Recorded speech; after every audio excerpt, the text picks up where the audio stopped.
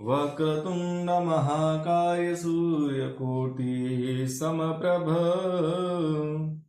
निर्विघ्नं कुरु मे देव सर्वकार्येषु सर्वदा। ओ भगवान को भजने वाले मन में धर ले ध्यान। ओ भगवान को भजने वाले मन में धर ले ध्यान। भाव बिन मिले नहीं भगवान, भाव बिन मिले नहीं भगवान। दुर्योधन की छोड़ी मेवा, भागई विदुरानी की सेवा। दुर्योधन की छोड़ी मेवा, भागई विदुरानी की सेवा। श्रद्धा और समर्पण से ही ब्रज गया घनश्याम। भाव बिन मिले नहीं भगवान, भाव बिन मिले नहीं भगवान।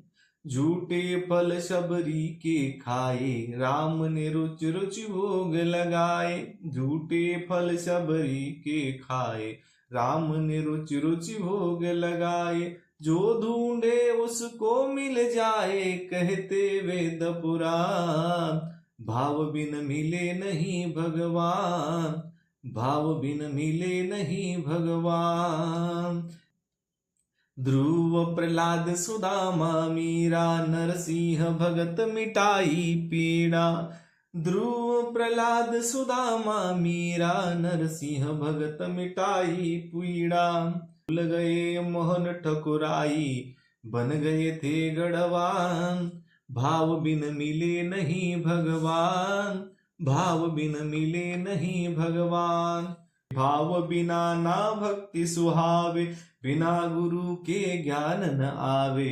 भाव बिना ना भक्ति सुहावे, बिना गुरु के ज्ञान न आवे। राह न पावे रसिक बावरे, तुम रखना नादान। राह न पावे रसिक बावरे, तुम मूरख नादान। भाव बिन मिले नहीं भगवान, भाव बिन मिले नहीं भगवान। भाव बिन मिले नहीं भगवान, भाव बिन मिले नहीं भगवान। सियावर रामचंद्र की जय, पवन सूत हनुमान की जय। उमापति महादेव की जय। जय जय श्री राधे श्याम।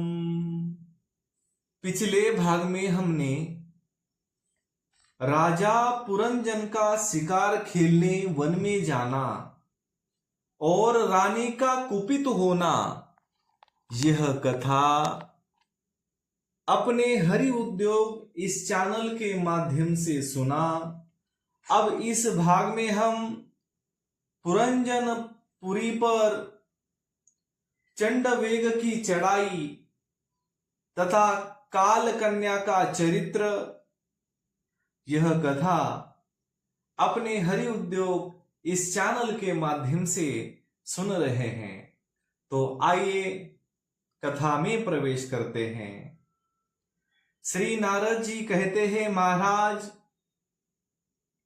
श्री नारद जी कहते हैं महाराज, इस प्रकार वह सुंदरी अनेकों नखरों से पुरंजन को पूरी तरह अपने वश में कर उसे आनंदित करती हुई विहार करने लगी। उसने अच्छी तरह स्नान कर अनेक प्रकार के मांगलिक श्रृंगार किए तथा भोजन आदि से तृप्त होकर वह राजा के पास आई।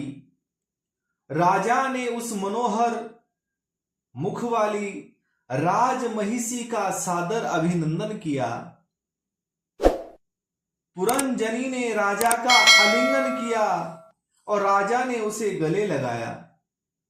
फिर एकांत में मन के अनुकूल रहस्य की बातें करते हुए वह ऐसा मोहित हो गया कि उस कामिनी में ही चित्त लगा रहने के कारण उसे दिन रात के भेद से निरंतर बीतते हुए काल की दुस्तर गति का भी कुछ पता न चला। पुरंजन, मद से छका हुआ मनस्वी पुरंजन अपनी प्रिया की भुजा पर सिर रखे महामूल्य शया पर पड़ा रहा। उसे तो वह रमणी ही जीवन का परम फल जान पड़ती थी।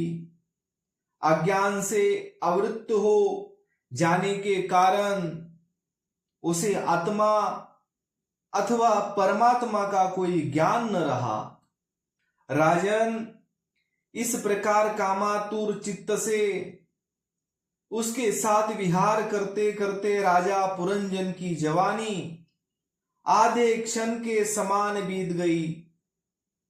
प्रजापते उस पुरंजनी से राजा पुरंजन के 1100 पुत्र और 110 कन्याएं हुई, जो सभी माता पिता का सुयश बढ़ाने वाली और सुशीलता, उदारता आदि गुणों से संपन्न थी। ये पौरांजनी नाम से विख्यात हुई। इतने में ही उस सम्राट की लंबी आयु का आधा भाग निकल गया। फिर पांचाल राज पुरंजन ने पितृवंश की वृद्धि करने वाले पुत्रों का वधुओं के साथ और कन्याओं का उनके योग्य वरों के साथ विवाह कर दिया। पुत्रों में से प्रत्येक के 100 पुत्र हुए। उनसे वृद्धि को प्राप्त होकर पुरंजन का वंश सारे पांचाल देश में फैल गया। इन पुत्र पौत्र गृह कोश सेवक और मंत्री आदि में दृढ़ ममता हो जाने से वह इन विषयों में ही बंध गया। फिर तुम्हारी तरह उसने भी अनेक प्रकार के भोगों की कामना से यज्ञ की दीक्षा ले तरह तरह के पशु हिंसामय घोर यज्ञों से देवता, पितर और भूतपतियों की आराधना की। इस प्रकार वह जीवन भर आत्मा का कल्याण करने वाले कर्मों की ओर से असावधान और कुटुंब पालन में व्यस्त रहा। अंत में वृद्ध अवस्था का वह समय आ पहुंचा जो स्त्री लंपट पुरुष को बड़ा अप्रिय होता है। राजन, चंडवेग नाम का एक गंधर्व राज है। उसके अधीन 360 महाबलवान गंधर्व रहते हैं। इनके साथ मिथुन भाव से स्थित कृष्ण और शुक्ल वर्ण की उतनी ही गंधर्वियां भी है।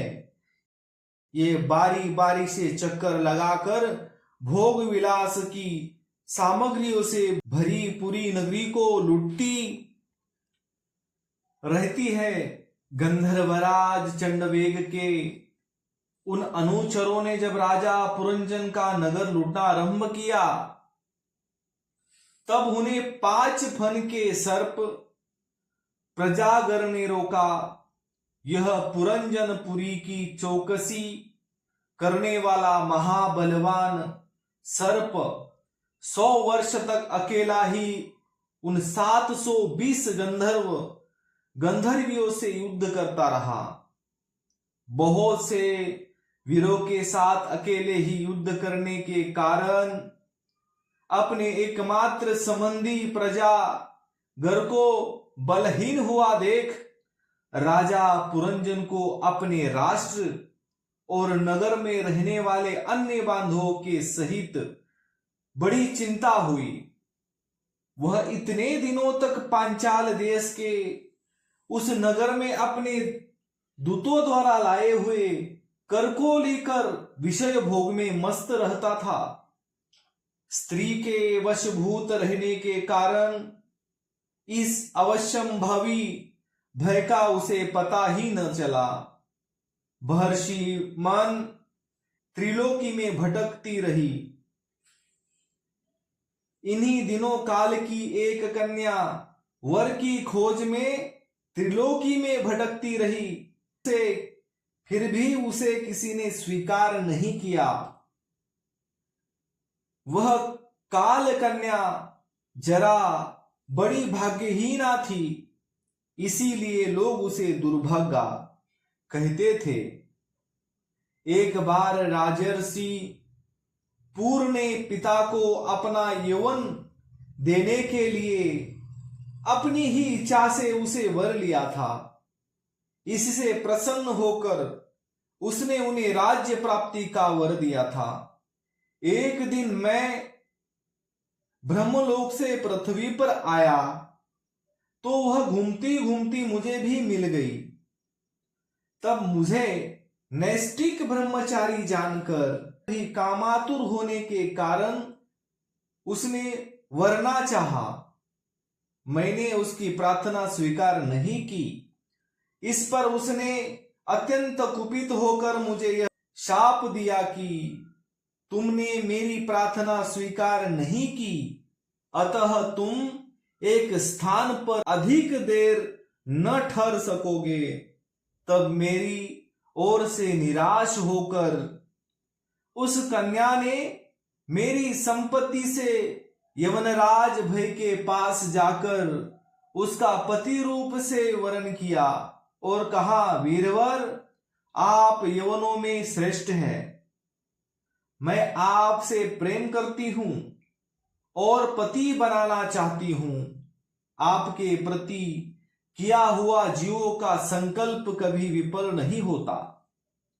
जो मनुष्य लोक अथवा शास्त्र की दृष्टि से देने योग्य वस्तु का दान नहीं करता, शास्त्र दृष्टि से अधिकारी होकर भी ऐसा दान नहीं लेता, वे दोनों ही दुराग्रही और मूढ़ है। अतएव सोचनीय है, भद्र, इस समय मैं आपकी सेवा में उपस्थित हुई हूं।